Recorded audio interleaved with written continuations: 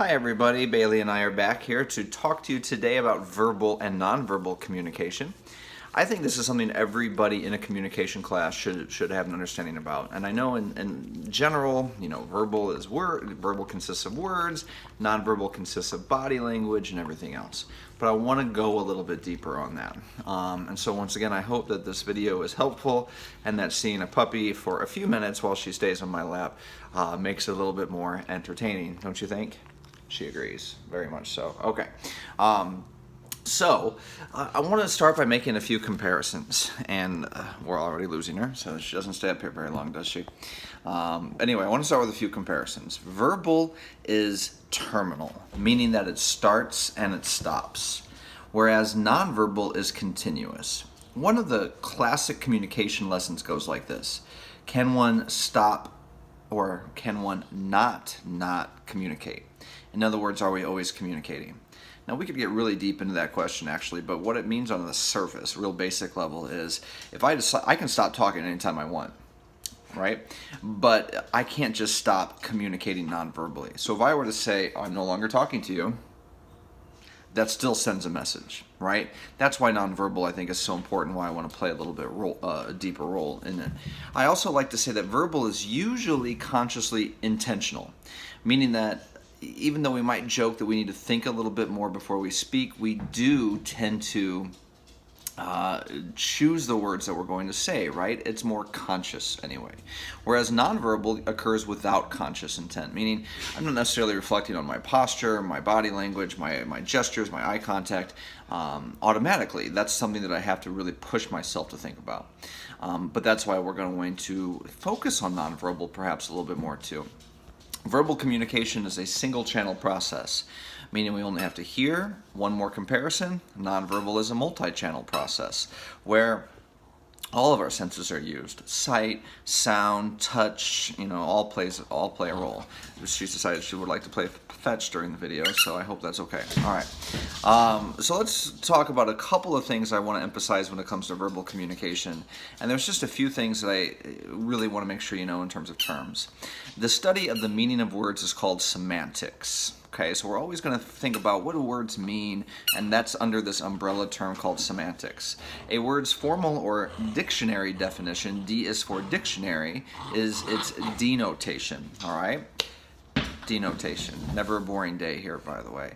And the word's personal or a person's feelings or personal experiences associated to a word is its connotation. So think about, once again, a series of individuals that you're speaking with or communicating with having different reactions to the same concepts or same words.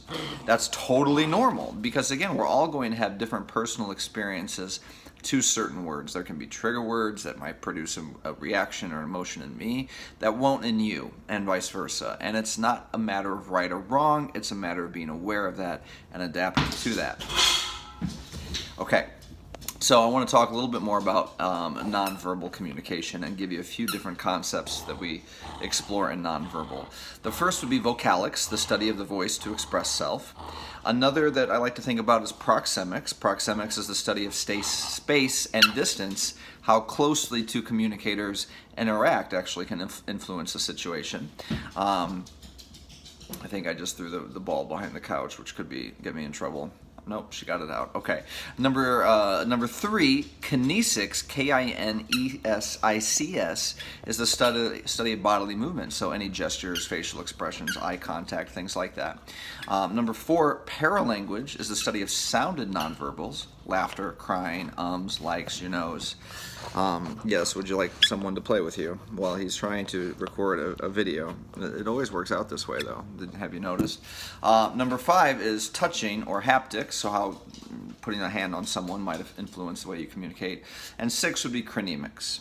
And that's how time and our perception of time influences communication. So there's a lot of stuff there. And I'm not going to get too deep into all of it. I just want us to make sure that we have awareness that, hey, communication is not just talking and listening.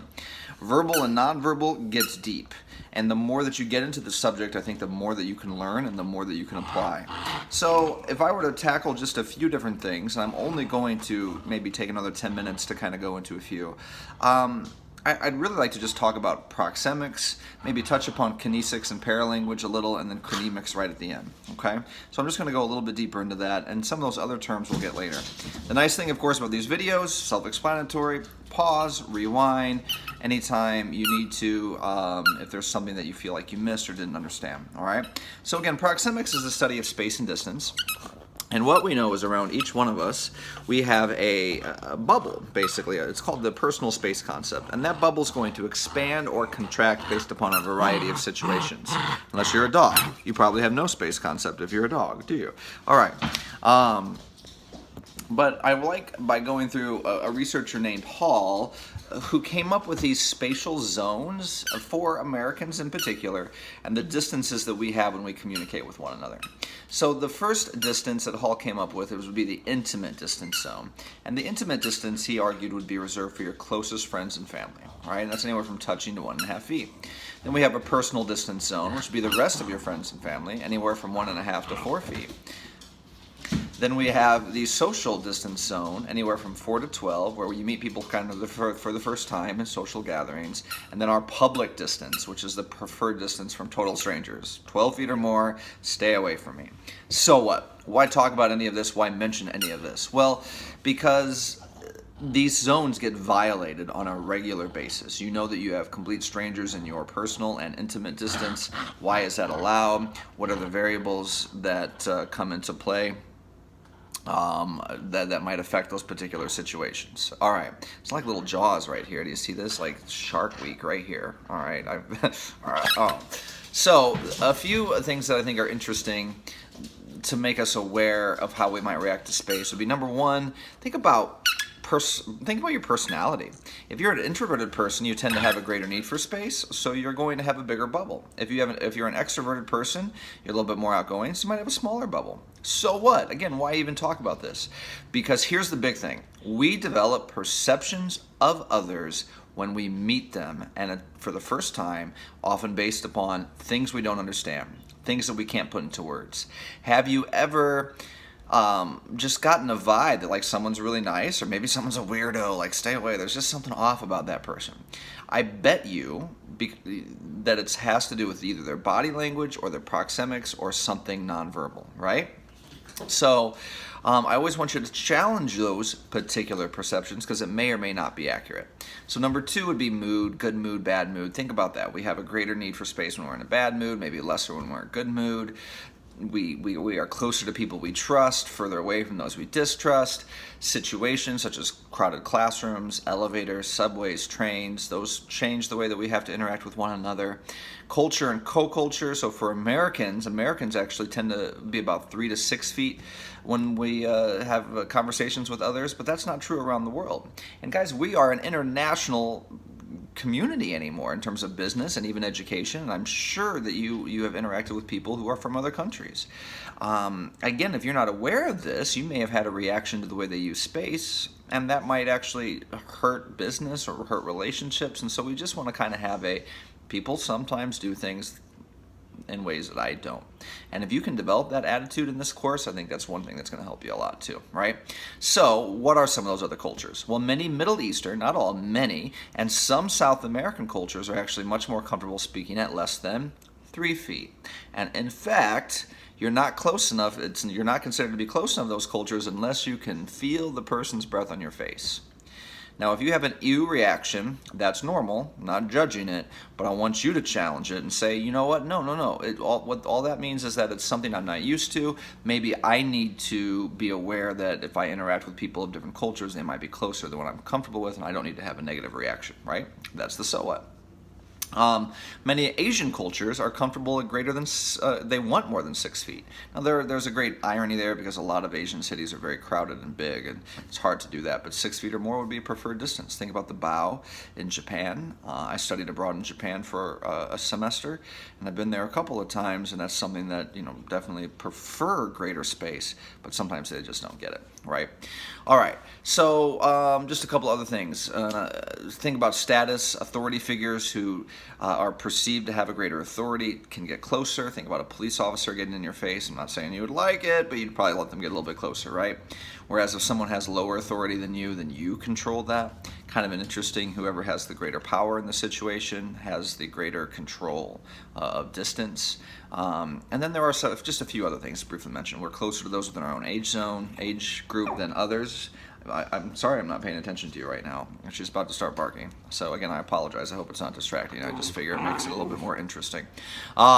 Gender, think about gender. Women communicate more closely with one another than men.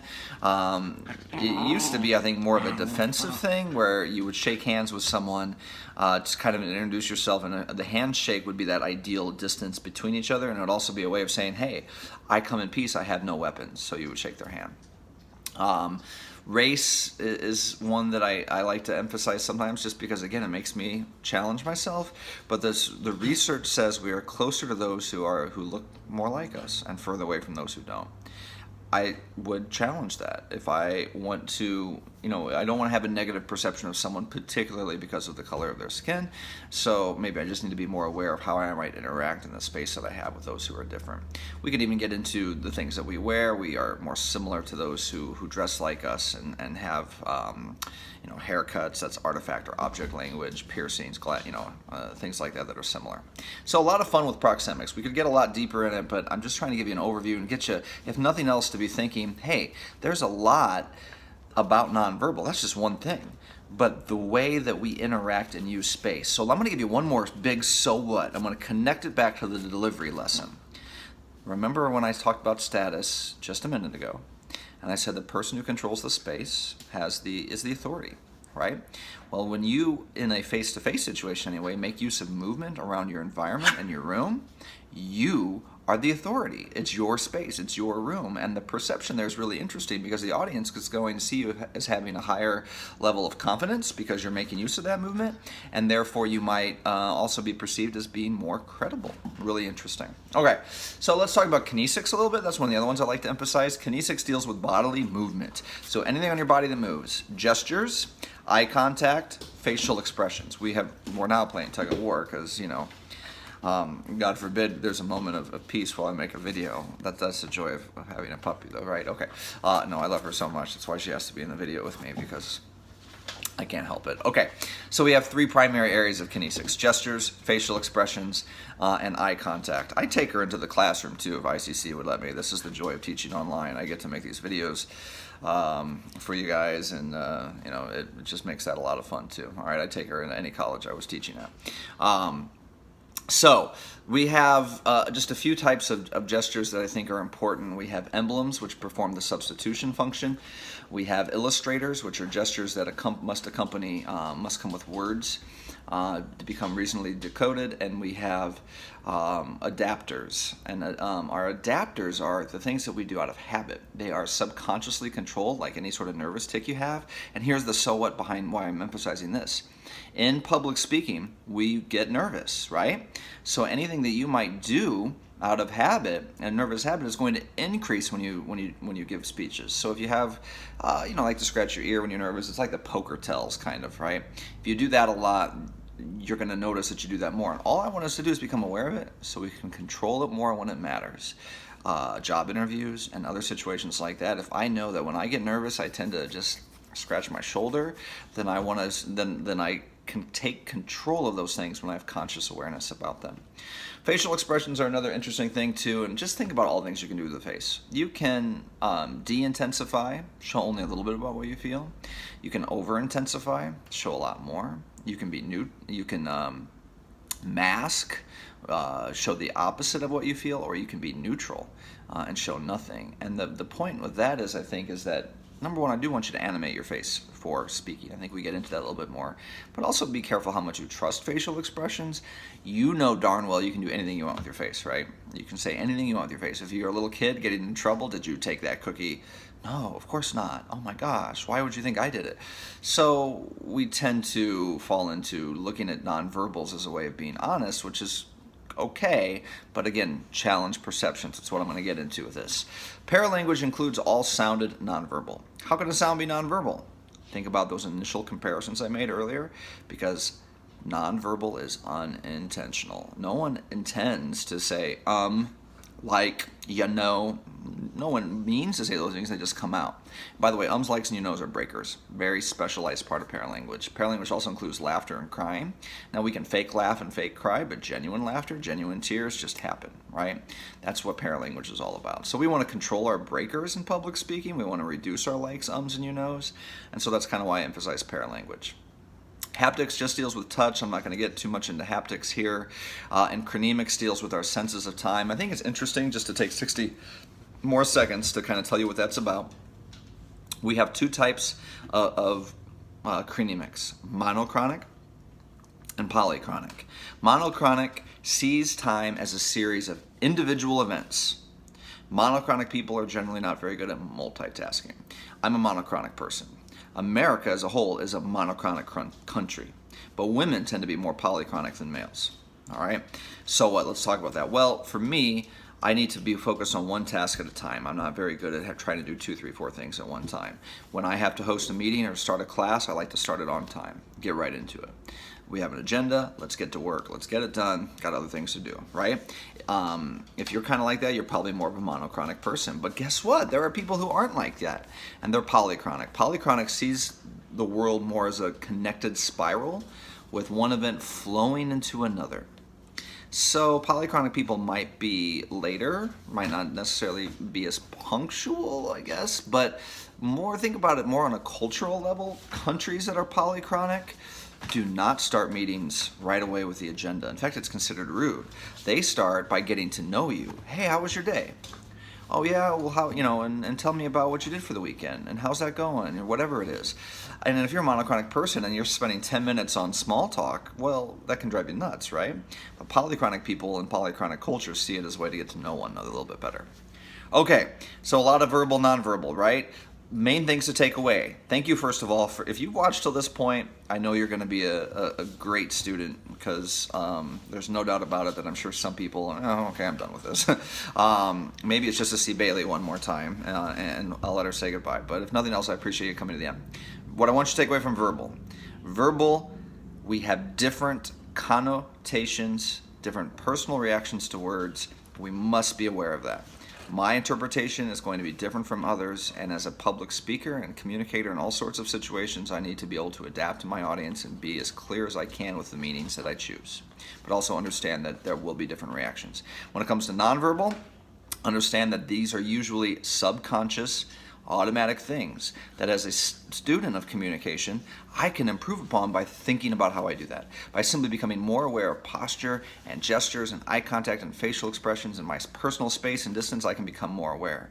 But I also know that I judge others, I make perceptions of others based upon all sorts of these nonverbals, and I want to challenge my perceptions and try to understand those a little bit better. So hopefully I'm a more positive person. I don't develop negative reactions without really good cause, right?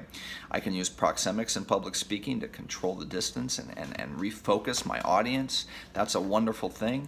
I want to make sure I reduce breakers, reduce adapters, and just make sure I try to understand that there are many layers to communication. So, thank you for watching all the way to the end. You want to say goodbye, Bailey? All right, I'm just going to turn the camera around.